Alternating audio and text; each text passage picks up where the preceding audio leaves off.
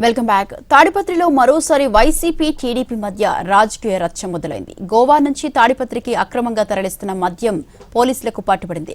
కేసులో 3 నిందితులను అరెస్టు చేసి రిమాండ్కు తరలించారు. అసలు సూత్రధారి ఎవరనే దానిపై టీడీపీ వైసీపీ మధ్య రాజకీయ దుమారం రేపుతోంది. వైసీపీకి చెందిన వ్యక్తి అక్రమ మద్యం రవాణా చేస్తున్నాడంటూ టీడీపీ నేతలు ఆరోపిస్తున్నారు. తాడిపత్రిలో మరోసారి వైసీపీ టీడీపీ నేతల మధ్య వివాదం రాజుకుంది. ఎప్పుడూ మాజీ ఎమ్మెల్యే కేతిరెడ్డి పెద్దారెడ్డి, మాజీ మున్సిపల్ చైర్మన్ జేసీ ప్రభాకర్ రెడ్డిల మధ్య గొడవలతో ఏదో ఒక ఘటన జరుగుతూనే వస్తోంది. అయితే ఈసారి వీరిద్దరికీ సంబంధం లేకుండా ఓ మ్యాటర్లో గొడవ రాజుకుంది. ఈ నెల 17న గోవా నుంచి తాడిపత్రికి అక్రమంగా మద్యం తీసుకొస్తుండగా పోలీసులు పట్టుకున్నారు. వీరిలో 3 నిందితులను అరెస్ట్ చేసి రిమాండ్కు పంపారు. ఇక్కడితో మ్యాటర్ క్లోజ్ కావాలి. కానీ ఈ మద్యం మాఫియా వెనుక ఎవరున్నారనే అంశం మీద టీడీపీ నేతలు బలంగా తమ వాయిస్ వినిపిస్తున్నారు. గోవా నుంచి అక్రమంగా మద్యాన్ని తాడిపత్రికి తీసుకురావడంలో రామాంజనేయులు రెడ్డి కింగ్ పిన్ గా ఉన్నట్లు పోలీసులు తేల్చారు. చింతపల్లికి చెందిన రామాంజనేయ రెడ్డి గత 10 ఏళ్లుగా అక్రమ మద్యం రవాణా చేస్తున్నట్లు తెలుస్తోంది.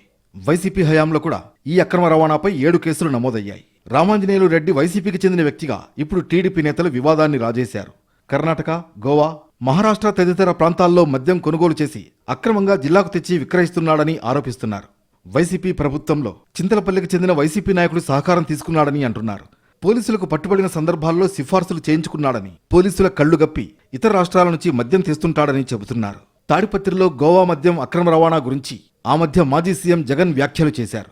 అయితే తాడిపత్రి టీడీపీ నేతలు మాత్రం ఇదంతా వైసీపీ వారి పనేనని ఆరోపిస్తున్నారు. గత వైసీపీ ప్రభుత్వంలో కూడా ఇతడి మీద 7 మద్యం కేసులు నమోదైన విషయాన్ని గుర్తు చేస్తున్నారు.